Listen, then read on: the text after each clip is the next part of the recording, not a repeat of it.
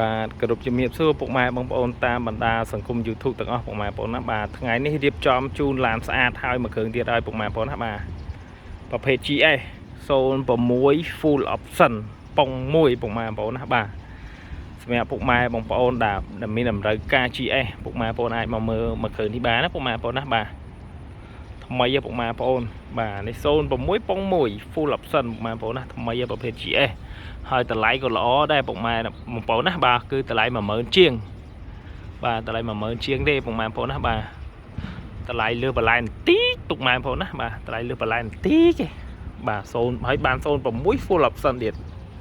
តោះពុកម៉ែបងប្អូនមើលក្នុងការ live នេះមកជុំសិនណាមើលមកជុំសិនពុកម៉ែបងប្អូនបាទថ្មីមកគ្រឿងនេះ GS 06 Full Option ប៉ុង1ទៀតពុកម៉ែបងប្អូនអើយអានេះភេទកុំឲ្យពុកម៉ែបងប្អូនឆ្ងល់អានេះភេទប្រើសាំងសុតបាទអត់មានប្រើហ្គាសអត់មានអីទេពុកម៉ែបងប្អូនណាបាទប្រភេទ GS នេះថ្មីណាស់ស្តុបខូចសាច់ដាច់កង់អីគឺនៅសំណុំរបស់វាទាំងអស់ពុកម៉ែបងប្អូនណាបាទគឺនៅសំណុំរបស់វាទាំងអស់បាទសម្រាប់ពុកម៉ែបងប្អូនយកទៅប្រើអាចមកមើលមួយគ្រឿងនេះបានណាពុកម៉ែបងប្អូនណាបាទ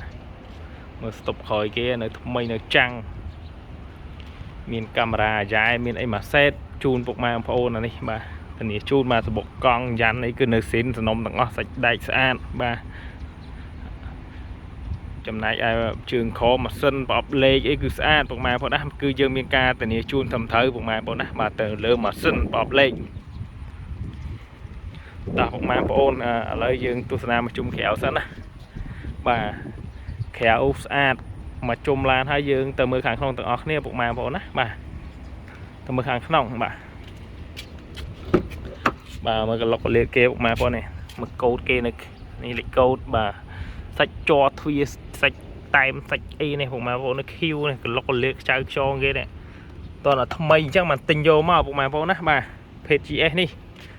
ក្នុងលឿងពុកម៉ែបងប្អូនក្នុងលឿងស្រឡាញ់តាក់ទងមកពុកម៉ែបងប្អូនដាក់លេខទូរស័ព្ទដាក់លេខ Telegram បាទមកសេតសម្រាប់ពុកម៉ែបងប្អូនបាទចង់បាន GS ពុកម៉ែបងប្អូនតាក់ទងឲ្យលឿនពុកម៉ែបងប្អូនណាបាទអរគុណច្រើន